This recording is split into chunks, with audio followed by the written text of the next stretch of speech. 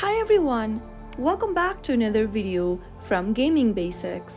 In today's video, I'm going to be showing you how to exit Gardenscapes on iPhone. Exiting the Gardenscapes game on an iPhone is a simple process, and here's how you can do it. While you're inside the Gardenscapes game, simply go ahead and swipe up from the bottom of the game and access the app switcher. Now you can swipe left or right or simply push it off upward in order to force close your Gardenscape application. Once it's done, you will be able to exit Gardenscapes on iPhone. Now once you've closed your Gardenscapes application, the app will no longer be running in the background and you will be back to your iPhone's home screen. So that is how you can easily exit Gardenscapes on iPhone within a few minutes.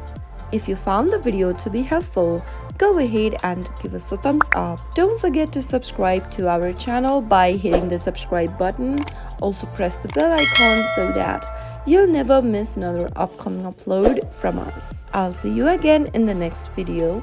Goodbye till then.